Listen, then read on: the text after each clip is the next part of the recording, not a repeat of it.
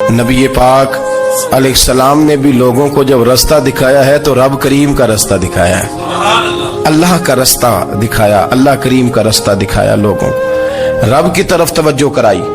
میرے رسول کریم سید عالم صلی اللہ تعالی علیہ وسلم نے لوگوں کی اللہ کی جانب توجہ کرائی اور لوگوں سے یہ کہا کہ وہ اپنے رب کریم کی جانب اپنا ذہن رکھیں، اپنی توجہ اپنے اللہ کی جانب مبذول کریں۔ میری بات کو اچھے طریقے سے سمجھیے گا، علم اللہ تبارک و تعالی عطا کرتا ہے تو اسے اللہ کی عطا ہی سمجھنا چاہیے۔ کچھ لوگوں کے پاس علم ہوتا ہے پر علم نافع نہیں ہوتا، وہ ٹامک ٹونجا مارتے رہتے ہیں ساری زندگی۔ علم کو اللہ کی عطا سمجھیں، اپنی عقل پر اپنے شعور پر زیادہ بھروسہ نہ سمجھیں، نظر اللہ پہ رکھیں۔ حضرت مولا علی شیر خدا کرم اللہ تعالی وجہہ الکریم سے کسی نے پوچھا تھا بڑا عالم کون ہوتا ہے؟ ہمارے ہاں تو اب وہ والے عالم پائے جاتے ہیں نا، اللہ ماشاءاللہ، جو ممبر پہ بیٹھتے ہیں تو دعوے ہی دعوے ہیں، ممبر پہ بیٹھتے ہیں تو دعوے ہی دعوے ہیں۔ اس طرح کے عالم ہمارے ہاں پائے جاتے ہیں، وہ ہر بات میں دعویٰ کر، میں یہ کر دوں گا، میں وہ کر دوں گا۔ یہ مزاج علماء کا نہیں۔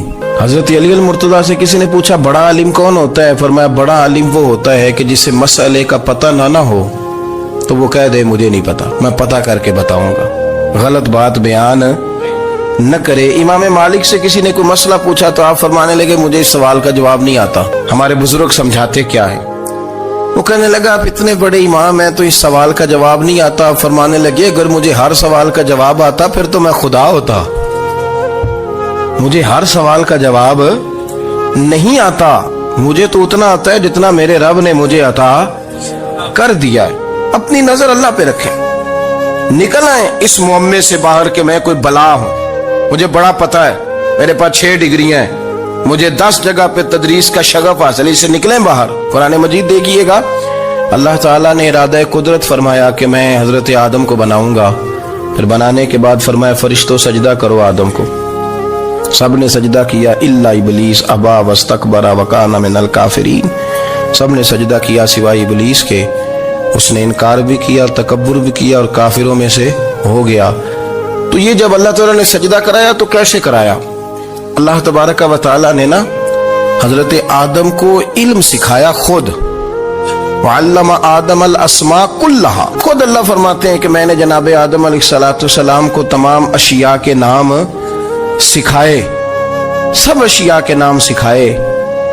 تو وہ چیزیں پھر میں نے نا، اللہ فرماتے ہیں میں نے فرشتوں پہ پیش کی، میں نے کہا کہ بتاؤ ان کے نام کیا ہے، تو فرشتوں نے جو جواب دیا وہ سمجھنے والا ہے۔ اللہ نے چونکہ خود علم سکھایا تھا حضرت آدم کو، جناب آدم سکھایا تھا، لیکن فرشتوں کو نہیں سکھایا تھا۔ تو اللہ کریم نے فرمایا فرشتوں یہ بتاؤ ان چیزوں کے نام کیا ہیں؟ تو فرشتے کیا کہتے ہیں؟ فرشتے عرض کرتے ہیں قالوا سبحانک لا علم لنا۔ آپ کبھی یقین کریں اس چیز کی لذت لے تو مزہ آ جائے۔ کہا قالوا سبحانک، کہنے لگے تو پاک ہے، قالوا سبحانک، کہنے لگے تو بھئی آدم علیہ السلام کو نام سکھا لیے، پھر فرشتوں کے سامنے وہ چیزیں پیش کر کے کہا ان چیزوں کے نام بتاؤ، تو فرشتے کیا کہتے ہیں؟ کہتے ہیں قالوا سبحانک، تو پاک ہے، لا علم لنا، ہمارے پاس کوئی علم نہیں، الا ما علمتنا، ہمیں تو اتنا پتہ ہے جتنا تو نے ہمیں سکھا دیا، ہمیں تو اتنا پتہ ہے جتنا تو نے ہمیں، لا علم لنا، ہمارے پاس کوئی علم نہیں ہے، اتنا ہی پتہ ہے جتنا تو نے ہمیں سکھا دیا ہے، اس سے زیادہ ہمارے پاس علم۔ اور یہ کیوں تو نے ہمیں جتنا سکھایا اتنا پتہ ہے؟ فرشتے یہ نہیں کہتے یا اللہ تو زیادہ سکھا، آدم کو دیا تو ہمیں بھی دے، یہ نہیں فرمایا، فرمایا انک انت العلیم الحکیم، اے اللہ تو علم والا بھی ہے اور حکمت والا بھی ہے، تجھے پتہ ہے کس کو کتنا دینا ہے، جتنا تو نے مناسب سمجھا جناب آدم کو دیا، اور جتنا تو نے بہتر سمجھا وہ تو نے ہمیں عطا فرمایا۔ تو اگر آپ کے پاس علم ہے، کہیں نالج ہے، اس کو اللہ کی عطا سمجھے۔ ہمارے ہاں بہت سارے لوگ بن کے بیٹھ جاتے ہیں، میں اکثر کہتا ہوں کہ پھر وہ دعوے کرتے ہیں میرے علاقے والے جاہل ہیں، میرے شہر والے جاہل ہیں، میرے خاندان والے پڑھے نہیں۔ یہ آپ کا دعویٰ ہے، یہ آپ کو خراب کر دے گا۔ ہم نے بہت سارے ایسے لوگ دیکھے جو بہت بڑے عالم تھے، لیکن اللہ جب لینے پہ آیا تو عقل ہی لے گیا، شعور ہی چلا گیا، حافظے ختم ہو گئے۔ آپ دیکھتے ہیں بڑھاپے میں کچھ لوگ ایسے ہوتے ہیں کہ جن کو یہ بھی یاد نہیں رہتا کہ میرا نام کیا ہے، میں کہاں ہوں، مجھے کدھر جانا ہے، تو اس وقت سے اللہ کی پناہ مانگیں اور اپنی نظر اپنے رب کریم کی جانب رکھیں، اللہ کی جانب اپنی نظر کو مبذول رکھیں۔ دوسری بات، علم کے بعد ایک چیز آتی ہے جس کا نام ہے ہدایت، جس کا نام ہے تقوی، جس کا نام ہے پرہیزگاری، جس کا نام ہے عمل، عبادت، ریاضت۔ یہ بھی اسی وقت ہی نصیب ہوتی ہے جب میرا رب کریم نصیب فرما دیتا ہے۔ ہم نے نا نیکی کا اپنا اپنا سٹیٹس بنا لیا ہے، اپنا اپنا معیار بنا لیا ہے۔ کچھ لوگ کہتے ہیں کہ جناب مسجد میں سیمنٹ کا توڑا دینے سے بہتر ہے کسی غریب کو آٹے کا تھیلا دے دو۔ اب اس نے اپنا مزاج بنا لیا نا نیکی کا، اس نے اپنا سٹیٹس بنا لیا۔ میرا یہ سوال ہے کہ نبی پاک صلی اللہ تعالیٰ علیہ وسلم جب مدینہ شریف آئے تھے تو حضور نے سب سے پہلے غریبوں میں آٹا تقسیم کیا تھا کہ سب سے پہلے مسجد بنائی تھی؟ کیا عجیب لوگوں کا رنگ ہے، اپنی مرضی کی ہدایت، اپنی مرضی کا تقوی، اپنی مرضی کا معیار۔ مسجد کوئی بڑا چھوٹا خطیب بھی میری طرح کا ہو نا تو وہ مسجد میں بیٹھ کے جب نبی پاک کی بات کرتا ہے تو کہتا ہے میرے رسول پاک غریبوں کا سہارا بن کے آئے۔ وہ غریبوں کی بات کرتا ہے، مسکینوں کی، لاچاروں کی، کمزوروں کی بات۔ تو مسجد ہی تو وہ ادارہ ہے جہاں سے غریبوں کی بات ہو رہی۔ تو اب لوگوں نے غریب کو اور مسجد کو لڑانا شروع کر دیا، اس کو لڑاؤ کہ مسجد میں پیسے دینے سے بہتر ہے آپ غریب کو آٹے کا تھیلا دے دیں۔ آپ یہ کیوں نہیں کہتے کہ مسجد میں بھی آپ توڑا دیں ایک سیمنٹ کا اور ساتھ غریب کو بھی خدمت کریں؟ یہ کیوں نہیں تقوی؟ اپنی اپنی مرضی کا مزاج، اپنی اپنی۔ کچھ لوگ کہتے ہیں چھوڑو جی، ساری زندگی انسان نماز پڑھتا رہے اور پھر گالیاں بھی دیتا رہے، بندہ داڑھی بھی رکھ لے اور جھوٹ بولنا بھی نہ چھوڑے، تو یہ آپ نے اپنے پاس سے تقوی کا معیار بنایا۔ گالی دینے کا گناہ ہے اور داڑھی رکھنے کا ثواب ہے۔ تو اگر آپ داڑھی رکھے ہوئے ہیں اور آپ کوئی غلطی کر رہے ہیں تو اس سے آپ کی داڑھی کا ثواب ختم، اللہ کرے آپ کو سمجھ آئے میری بات۔ آپ کوئی غلطی کر رہے ہیں، داڑھی کا ثواب اس سے ختم، وہ اپنی جگہ پہ قائم ہے چیز۔ اپنی مرضی کا کیوں تقوی کا معیار بناتے ہیں؟ تقوی کا مزاج اپنی مرضی کا نہ بناؤ۔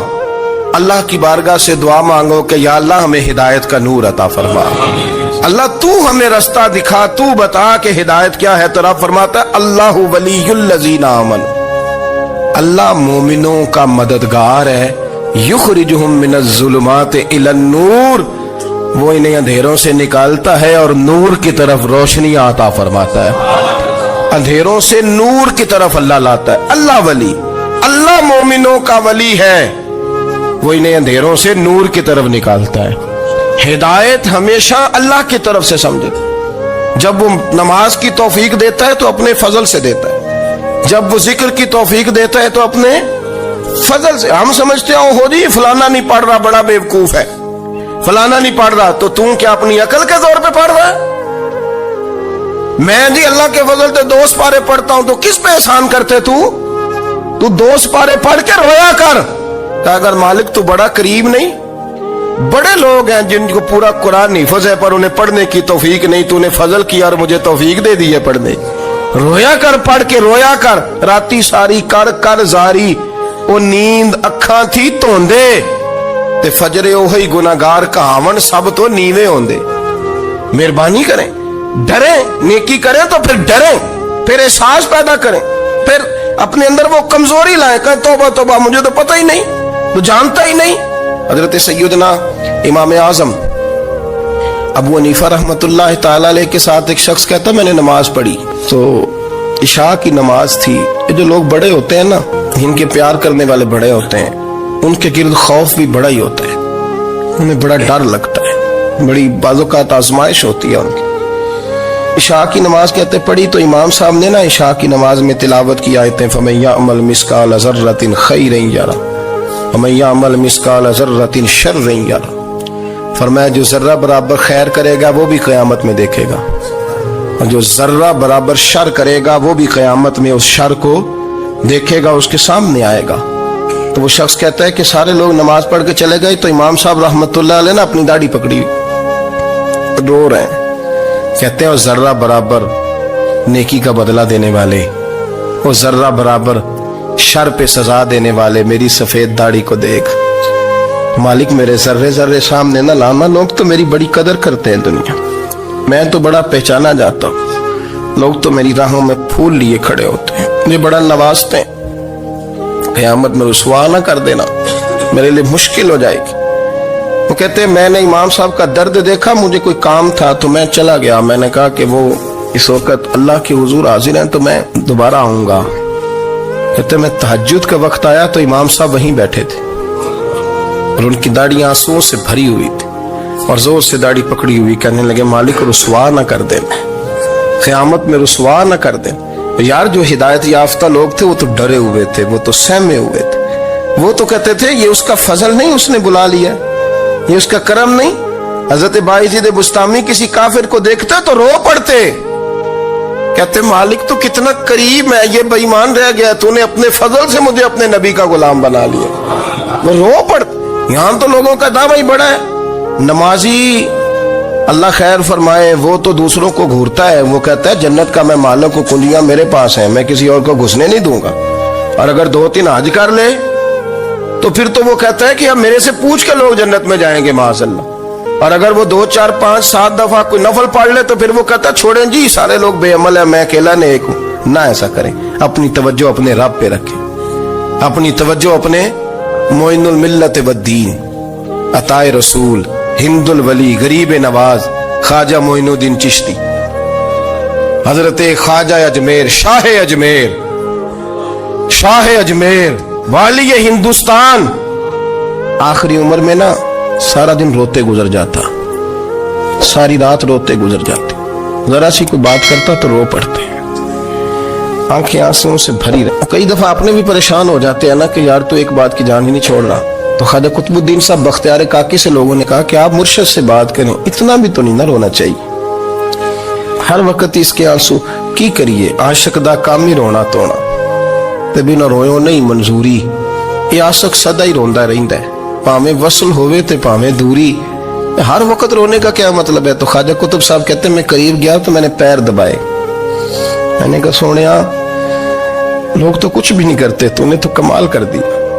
90 लाख आदमी मुसलमान कर दिया, दुनिया कुछ नहीं करती, तूने 50 साल सारी रात मुसल्ले पे बैठ के रब राजी किया।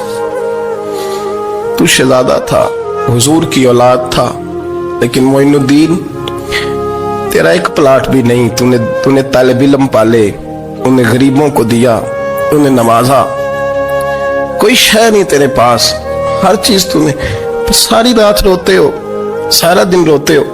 तो ख्वाजा कुतुबुद्दीन साहब कहते हैं मैंने जब अर्ज किया तो ख्वाजा साहब मुझे गले लगा लिया, चीख मार के रोए, कहने लगे कुतुबुद्दीन पुत्र दाढ़ी सफेद हो गई, जाने का वक्त आ गया, जो तूने नेकियां गिनवाई हैं वो हैं सही मेरे पास, पर यार की बारगाह में पेश करने के काबिल एक भी नहीं। तू बारगाह तो देख कितनी बड़ी है, रसूल करीम की बारगाह में पेश करने के काबिल इनमें से एक भी नहीं। तू आस्ताना देख कितना बड़ा है, क्या पेश करूंगा, क्या अर्ज करूंगा हुजूर की बारगाह में, किस तरह। वो यार जो बड़े थे वो तो डरे हुए थे, सहमे हुए थे, वो तो बड़ी आजमाइश में थे, लेकिन मेरा और आपका रट्टा 2 नमाजें पढ़ के 6 नमाजों का दावा करना और लंबी चौड़ी कहानियां बनाना और अपने मुंह से अपनी तारीफें करना, इससे थोड़ा बाहर आए। रिस्क भी मेरा अल्लाह ही देता है, इल्म भी अल्लाह देता है, रिस्क भी। बड़े बड़े फकीरों को मालदार होते देखा, बड़े बड़े मालदारों को फकीर होते देखा। बड़े बड़े, मेरे एक बड़ा सखी किस्म का सज्जन है, बड़ा प्यारा है, मैं उसे सखी मानता हूं। मैंने अपनी परेशानियों के दिनों में भी उस शख्स को सखी देखा। एक दिन रात को मुझे टेलीफोन करके कहने लगा किधर हो? मैंने कहा मैं घर हूं। नहीं अक्सर सफर में होते हो ना? मैंने कहा तबीयत कैसी है? ठीक है, बस हाल चाल पूछना था। मैं नहीं समझा, मैंने कहा यार ये कोई मसला है, वरना रात के 2 बजे कोई हाल पूछने को फोन तो नहीं ना करता, कोई मतलब ऐसा तो मसला नहीं ना। तो मैंने बैक कॉल की, मैंने कहा यार मेरी बात सुन, मसला क्या? कहने कुछ नहीं दिल कर रहा था। मैं कहा मेरी गल सुन, रहे असी 4-5 साल कट्ठे, मैं तेन जानना, असल बात कर। कहने लगा मकान भी बड़ा है, सारा कुछ ठीक है, पर वो बड़ा ही बेनियाज है। कुछ हालात इस किस्म के आ गए हैं कि लोगों को बताऊं भी तो लोग मानने को तैयार नहीं। ज्यादा नहीं, मुझे ना थोड़े से पैसों की जरूरत है, कोई 15-20 हजार अगर मिल जाए, मेरी जरूरत। आप यकीन करें मैं रोता रहा सारी रात, میں نے کہا مہربانہ تیرا کس طرح کرانگے, اس سے لے کے زمانہ استعمال کرتا تھا, پر بے پرواہی ویکھ نہ سجڑ دی, جتھے کسے دی پیش نہ جاوے انہیں تاجاں والے در در رولے تے منگتے ہیں تخت بٹھاوے. سجنا کسے نو کارا مل دئی, کوئی کعبے خالی آوے. واللہ خیر الرازقین, وہ کہتے تو دائیں بائیں نہ جا, رزق تو تجھے میں دوں گا, میں ہوں بہتر رزق دینے والا. بڑے بڑے بادشاہ, بڑے بڑے شہنشاہ, بڑے بڑے لوگ ہاتھوں میں کاسے, فقیریاں. ام ربیعہ کہا کرتی تھیں, بڑی نیک اور صالح خاتون تھیں. وہ کہتی ہیں کہ میں نا بڑے امیر آدمی کی بیوی تھی, اپنے شوہر کے ساتھ چھت پہ بیٹھی تھی تو نیچے فقیر مانگنے والا آیا. اس نے بڑے درد سے صدا کی تو میں نے اپنے شوہر سے کہا کچھ دے دے, کہا دفع کر, ان لوگوں نے دھندا بنایا ہوا ہے. کہتی میں میکے سے بھی بڑا مال لے کے آئی تھی, میرے ماں باپ بڑے امیر تھے, تو میں نے نا چوری اپنے خامہ سے نظر بچا کے باتھ روم جانے کے بہانے گئی اور نیچے جا کے 5 دینار میں نے اس فقیر کی ہتھیلی پہ رکھے. کہتے اس نے 5 دینار دیکھے, پھر میری طرف دیکھا تو میں نے اس کی آنکھوں میں آنسو چمکتے دیکھے. کہنے لگے بی بی رب تیرا بھلا کرے, میں 3 دنوں کا بھوکا ہوں. کہ وہ چلا گیا. میں گھر آ گئی, جب باہر آئی تو میرا شوہر کہنے لگا تو اتنی اب اتنی تو تیز ہو گئی ہے اور تو اتنی خود مختار ہو گئی ہے, میرے بغیر پوچھے مال خرچ کرے گی, جا تجھے 3 طلاقیں. کہتی میں بالدار اور وزادار باپ کی بیٹی تھی, طلاق لے کے گھر آئی تو میرا باپ ٹوٹ گیا, چارپائی پہ چلا گیا. اوہو یہ کیا بن گیا. کہتی بڑی تکلیف رہی. 1-2 سال کے بعد میرے ابا نے میری شادی کر دی. اب جس شوہر کے پاس گئی وہ بڑا نیک تھا, پرہیزگار تھا, اللہ نے بہترین صلہ دیا. کہتی چھت پہ بیٹھی تھی, دروازے پہ فقیر آیا, میں نے شوہر سے کہا کچھ دے دوں. کہنے لگا 5 نہ دینا, 15 دینا, 20 دینا, میں فقیر ہوں, میں نے فقر سے دولت دیکھی ہے, اسے خالی نہ لوٹانا. کہتی ہے کہ میں نیچے گئی اور جب میں نے اس کی طرف دینار بڑھائے تو میری چیخ نکلی, پیسے پھینک کے میں بے ہوش ہو کے گری. میرا شوہر نے آ کے اٹھایا, اندر لے گیا, پانی منہ پہ چھڑکا. کہنے لگا تجھے کیا ہوا. کہنے لگے یہ جو مانگنے آیا یہ میرا پہلا شوہر تھا, وہی تھا جو کہتا تھا کہ تو 5 دینار دے آئیے, جا تجھے 3 طلاقیں. پڑھو نا حدیث پاک. میرے نبی پاک علیہ السلام نے فرمایا ایک بندہ گنجا تھا. گنجا کوئی ترتیب آگے پیچھے ہو جائے تو مفہوم کے لحاظ سے, لیکن میں مفہوم اس کا واضح کرتا ہوں. ایک گنجا تھا, کوئی شے نہیں تھی, سر پہ بال بھی نہیں تھے, رویا کرتا تھا. اللہ تعالیٰ نے فرشتے کو بھیجا, تجھے کیا چاہیے. تو کہنے لگا بال آ جائیں اور تھوڑا مال آ جائے. فرشتے نے ہاتھ پھیرا تو بال بھی آ گئے, تو بکریاں بھی آ گئیں, لائنیں لگ گئیں, مال ہی مال ہو گئے. دوسرے کے پاس گیا, وہ کوڑا تھا, اس کو جا کے کہا کیا چاہیے. کہنے لگا شفا ہو جائے اور کچھ اللہ تعالیٰ آسانی کر دے. شفا بھی ہو گئی, گائیں بھی دے دی, بھینسیں بھی دے دی, مال ہی مال ہو. پھر ایک کے پاس گیا, وہ اندھا تھا, تجھے کیا چاہیے. اس نے کہا آنکھیں مل جائیں اور کچھ ساتھ اللہ مال دے دے. اونٹ ہی اونٹ ہو گئے. جب بڑا نواز دیا تو پھر مالک نے امتحان لینے کا ارادہ کیا. یاری تیری سونا ہے پر آزمائشاں بھی تیریاں اگ.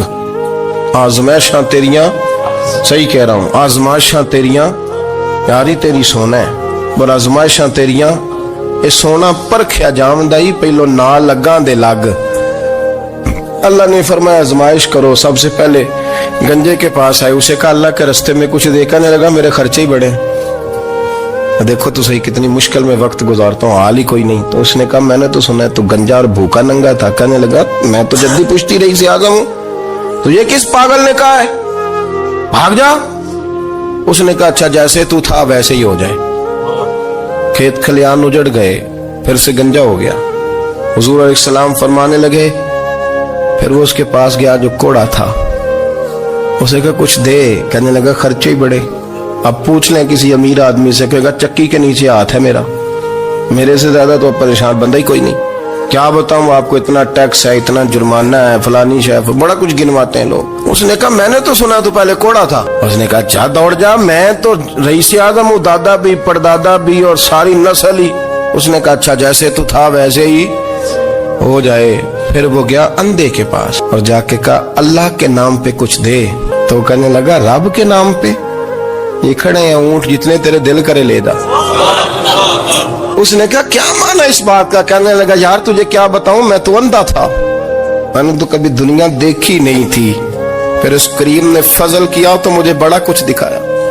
میں کیا بتاؤں, میرا دل کر رہا ہے کہہ دوں کہ پھر اس نے کعبہ دکھایا, پھر اس نے روضہ رسول دکھایا, پھر اس نے ریاض الجنہ کے سجدے دکھائے, پھر اس نے اپنے محبوب کے دروازے کی رونقیں دکھائیں. اس نے بڑا کچھ دیا, اس نے بڑا نوازا. میرے پاس تو شاید میں بدکار پرانا خادم, کسے در ملی نہ ٹوئی.